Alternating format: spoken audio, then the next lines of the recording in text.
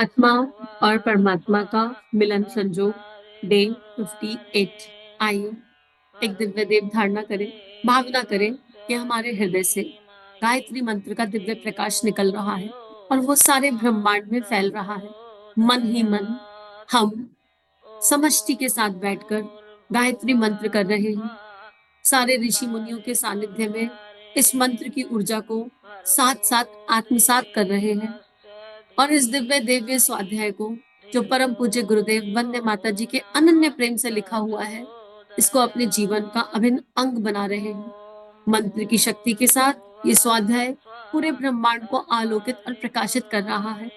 अनंत काल के लिए ये स्वाध्याय, ये किताबें, ऋषियों की बातें, संतों की बातें, महात्माओं की बातें, दैवीय प्रबुद्ध आत्माओं के चिंतन इस ब्रह्मांड में गूंज रहे हैं और गूंजते रहेंगे और उनसे हम सब सदा सतत मार्गदर्शन पा रहे हैं और पाते रहेंगे। ओम भूर्भुवः स्वः तत्सवितुर्वरेण्यं भर्गो देवस्य धीमहि धियो यो नः प्रचोदयात्। पिछला स्वाध्याय बहुत दैवीय था, पूरी किताब ही बहुत दैवीय है। पिछले स्वाध्याय में गुरुदेव ने आत्मबोध बताया।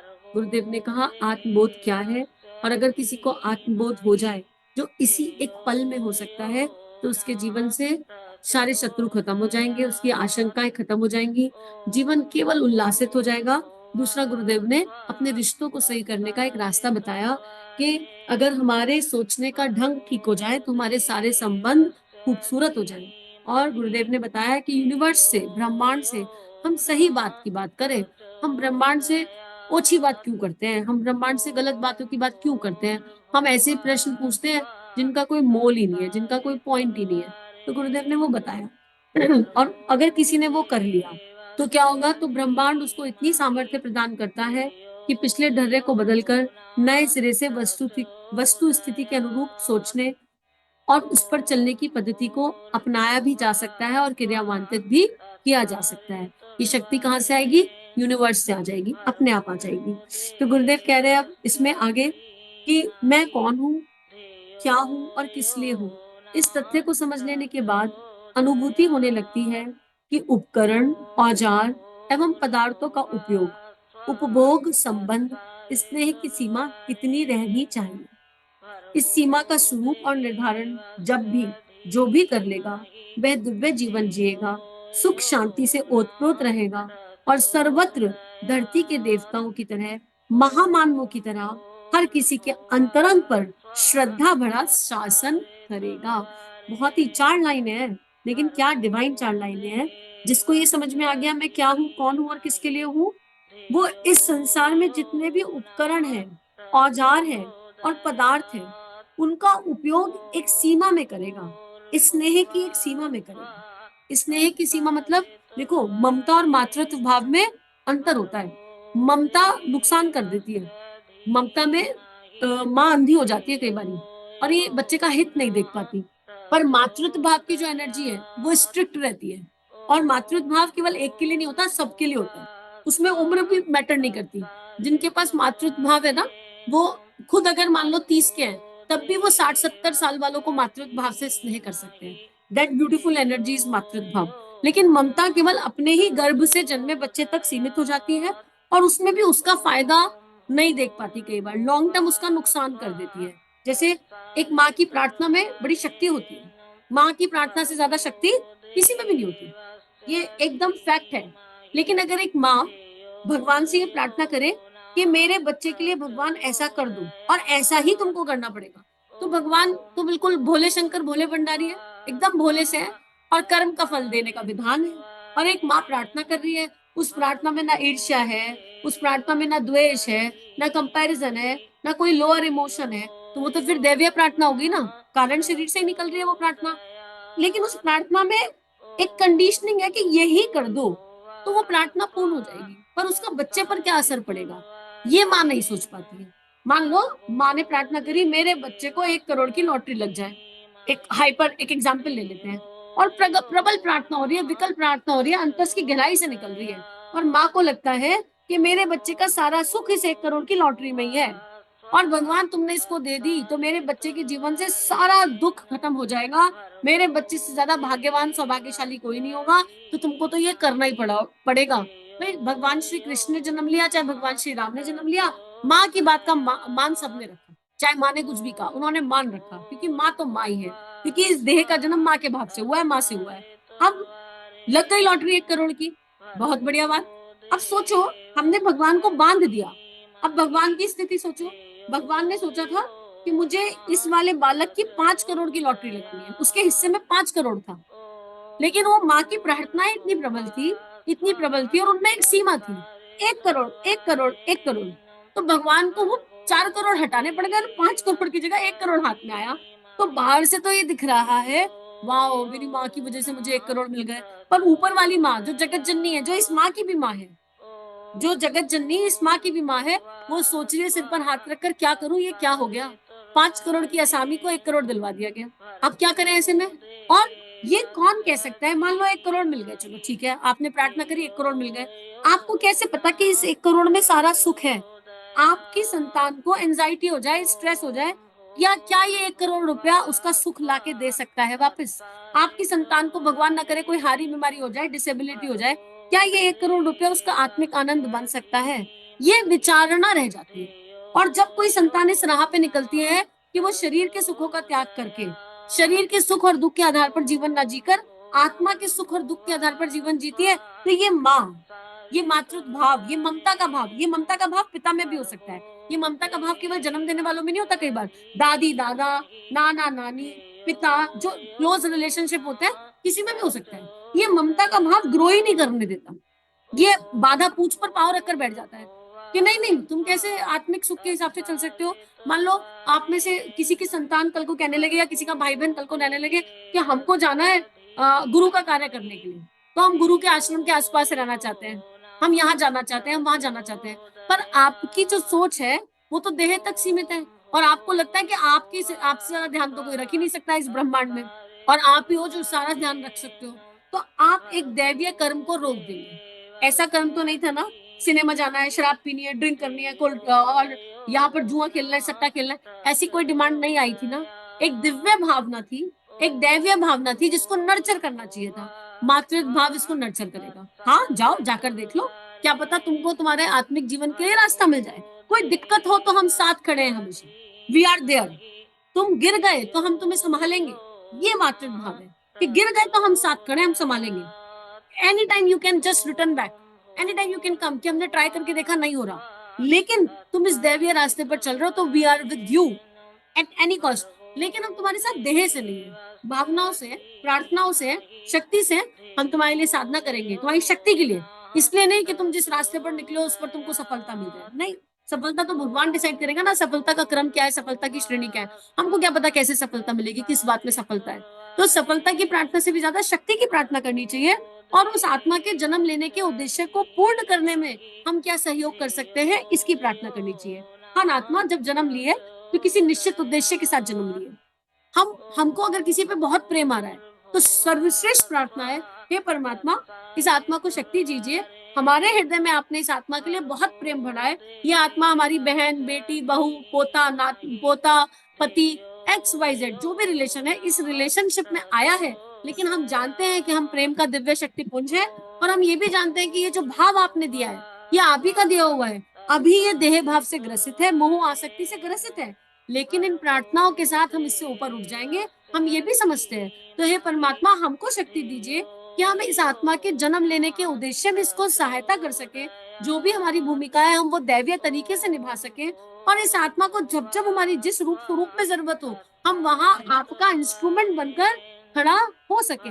ये सर्वश्रेष्ठ प्रार्थना है उनके लिए जिनको आप अनन्य प्रेम करते हैं। आपको लगता है जिनका भी जीवन आपके बिना संभव नहीं है, या आपका जीवन जिनके बिना संभव नहीं है। तो गुरुदेव यहाँ यही बता रहे हैं कि हमको वो सीमा बनानी आ जाएगी स्नेह की। स्नेह की सीमा क्या होनी चाहिए, फिर उसका स्वरूप भी क्या होगा, और उसका निर्धारण, ये सारे इस एग्जाम्पल में सब समझ में आ रहा है। सीमा, उसका स्वरूप और उसका निर्धारण, ये सारी प्रार्थनाएं पहले आपका अपलिफ्टमेंट करती है, हमारा अपलिफ्टमेंट करती है, हमको देह भाव से आत्मभाव में स्थित करती है, और फिर वो ऊर्जा अपने आप सामने वाले तक जितनी आवश्यक हो चली जाती है, क्योंकि उस ऊर्जा का जो संवाहक है वो गुरु है, वो परमात्मा है, वो ब्रह्मांड है। तो कभी अपने बच्चों के लिए ये प्रार्थना मत करना, भगवान इसकी जॉब लगवा दो, भगवान इसकी शादी करा दो, भगवान इसके जीवन में ऐसा कर दो। अरे आपसे ज्यादा भगवान प्यार करते हैं, कहते हैं ना असल से सूत ज्यादा प्यारा। तो आप असल थे तो सूत तो वही हुआ। भगवान ज्यादा प्यार करता है, भाई छोड़ दो, तुमने छोड़ा तो वो कैच कर लेंगे। और आप तो खुद उनकी संतान हो, आप भी तो भगवान की संतान हो कि नहीं हो? या आप भगवान की भी भगवान हो? नहीं ना। तो फिर जब हम अपने अपने आप का जीवन मृत्यु नहीं जान रहे, तो हम सबके ऊपर क्यों लिमिट्स लगा रहे हैं? हम सब लिमिटलेस हैं और हमको उसी हिसाब से जीना चाहिए, क्योंकि हम लोग असीम हैं। और हम उस असीमता से जुड़ जाएं तो जीवन दिव्य हो जाएगा। अब गुरुदेव कह रहे हैं जो भी ये कर लेगा वह दिव्य जीवन जिएगा, सुख शांति से ओतप्रोत रहेगा और सर्वत्र धरती के देवताओं की तरह, महामानवों की तरह सबके अंतरंग पर श्रद्धा भरा शासन करेगा। हमारे अंतरंग पर माँ मीरा शासन करती है, नरसिंह मेहता, तुलसीदास, संत कबीर शासन करते हैं, अष्टावक्र राजा जनक शासन करते हैं, हनुमान जी शासन करते हैं, भगवान श्री राम, भगवान श्री कृष्ण शासन करते हैं, ठाकुर रामकृष्ण परमहंस, माँ शारदा, वंदे माता जी, परम पूज्य गुरुदेव शासन करते हैं कि नहीं? क्यों करते हैं ये लोग हमारे हृदय पर शासन? क्योंकि उन्होंने एक देह में जन्म लिया, धरती पर जन्म लिया, लेकिन महामानवों जैसा जीवन जिया। तो क्या हम एक ऐसे जीवन की ओर नहीं बढ़ सकते जहां हम कुछ हृदय पर तो शासन करें? इस तरह हमारी ये इच्छा और कामना नहीं होनी चाहिए। लेकिन फूल खिलेगा तो खुशबू फैलेगी। फूल अगर दिया जगेगा तो उसका प्रकाश हो गई, और दिया जगेगा तो अनंत जीवों को जगाने की क्षमता रखेगा ही, है ना? तो हम उस तरह सोचे कि हमको एक ऐसा जीवन जीना है कि हम चाहे हम कितनों पे शासन करेंगे इंपॉर्टेंट नहीं है, लेकिन श्रद्धा से, प्रेम से हम किसी के दिल में बसे। और कोई जब हमारे बारे में सोचे तो सोचे यार ये कितने दिव्य, कितने प्यारे हैं यार, इनके साथ बैठो तो हर समस्या का समाधान मिल जाता है। आपका मानव जीवन सफल हो गया अगर किसी ने भी आपके बारे में ऐसी एक दिव्य देव धारणा कर ली। आपका जीवन सफल हो गया। आप समझ लो आप उन महामानव बने या नहीं बने, पर उनके पद चिन्हों पर चलने लगे। और महामानव बनने की इच्छा है तो अभी रास्ता दूर है, अभी मंजिल दूर है, लेकिन कम से कम चलना तो शुरू किया, तो इसके लिए बधाई। आगे गुरुदेव लिख रहे हैं, मैं क्या हूं? इस प्रश्न का उत्तर शरीर हूं के रूप में ही हमारी अंतः मान्यता देती है। सो परिवर्तनशील प्रकृति के साथ जुड़ी हुई परिवर्तन प्रक्रियाएं देह के साथ भी जुड़ी रहेंगी। संबंधित पदार्थ भी बदलेंगे ही, और जिनके साथ स्नेह संबंध है उनमें भी भौतिक कारणों से अंतर आवेगा आवेगा और दिन की तरह प्रिय अप्रिय द्वंद्वों का फेर चलता रहेगा। उस भूल में क्षण क्षण में प्रिय अप्रिय अनुभव होता रहेगा। अभी गुरुदेव रिलेशनशिप मैनेजमेंट सिखा रहे हैं। इस वाले पैराग्राफ में रिलेशनशिप मैनेजमेंट है। आपका कोई एक रिश्ता जो आपको लगता है बहुत खट्टा है, बहुत दुखी करता है, बहुत परेशान करता है, जरा उस एक रिश्ते को अपने सामने विजुलाइज कर लीजिए। और जिसको आप दिल से क्षमा करना चाहते हैं, जिससे आप दिल से क्षमा मांगना चाहते हैं, और आप चाहते हैं कि यार ये खाता पूर्ण हो जाए, यार हो नहीं पा रहा, भगवान बहुत कोशिश कर ली, उसको सामने देख लीजिए। क्योंकि ये पूरा रिलेशनशिप हीलिंग है, पूरा रिलेशनशिप को ठीक करने का प्रोसेस है। अब अगर आपने अपने आप को ये उत्तर दिया कि मैं पति वो पत्नी, मैं पत्नी वो पति, मैं सास वो बहू, मैं माँ वो बेटी, मैं पिता वो पुत्र, अगर आप इन सब में झूल गए तो फिर नहीं हो पाएगा। अब आप कौन है?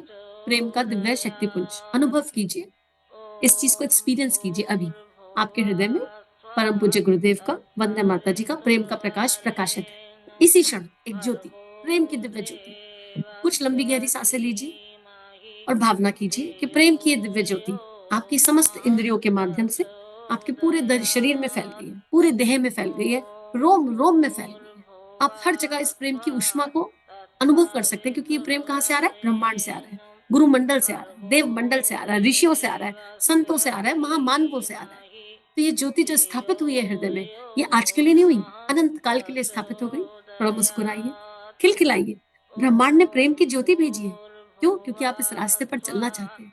जो इस रास्ते पर चलना चाहेगा उसको तो भगवान सब देगा ही। तो ये प्रेम की ज्योति अब ये आपके रोम रोम में फैल गई।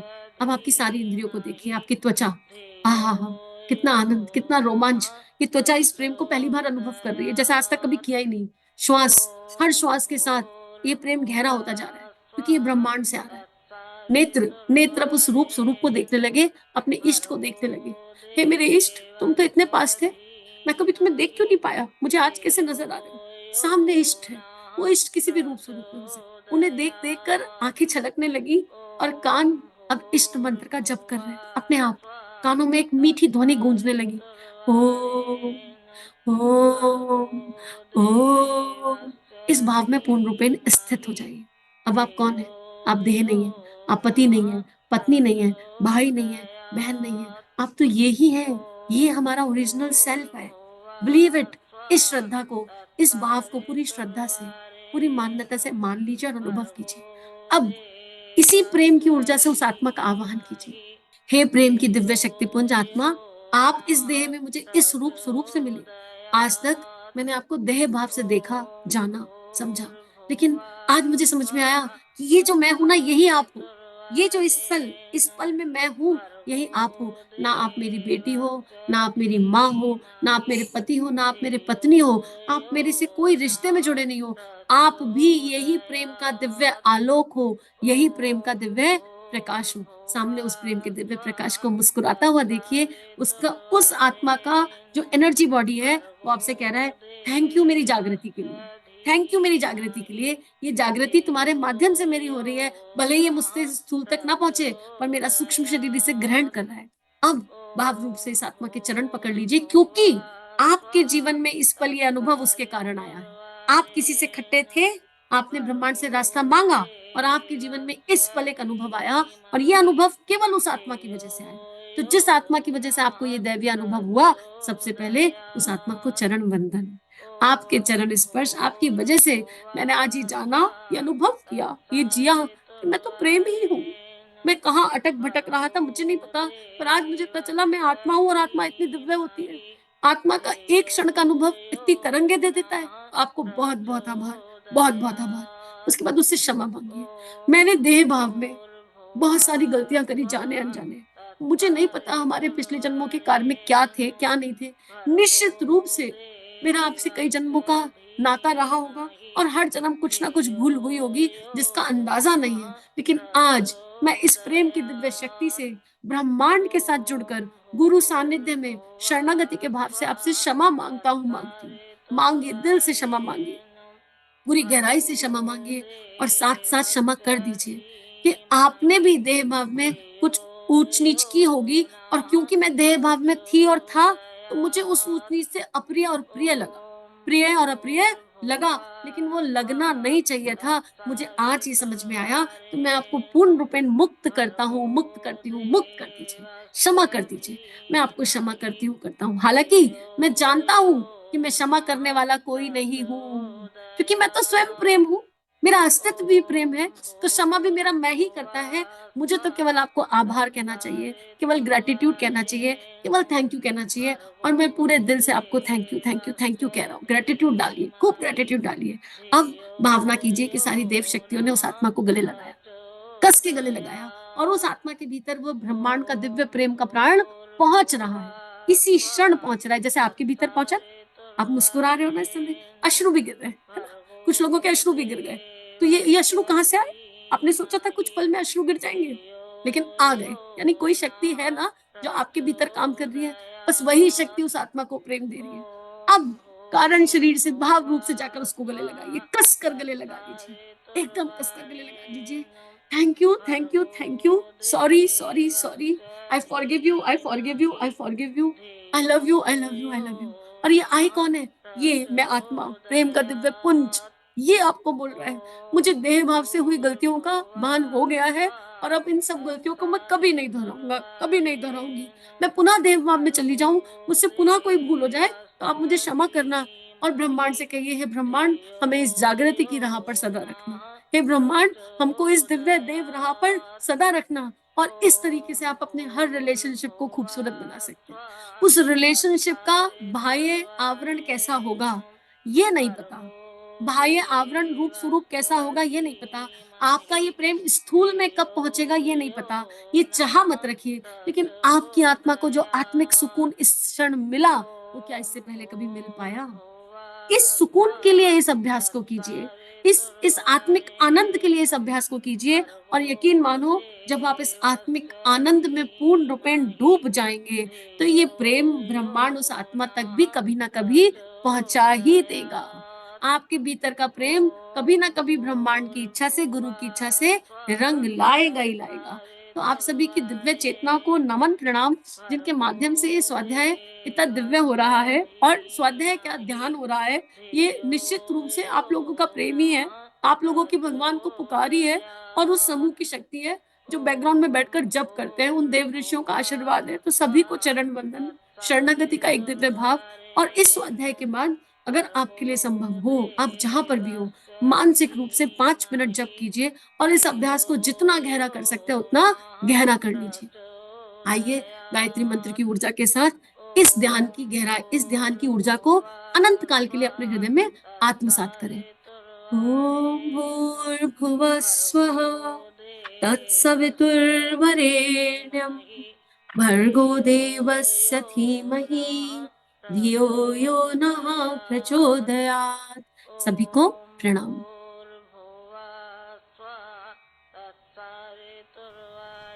हमारे YouTube चैनल को सब्सक्राइब कीजिए और बेल आइकन पर क्लिक कीजिए ताकि आने वाली सभी वीडियो की नोटिफिकेशन आपको मिलती रहे। आप सभी को बहुत बहुत थैंक यू।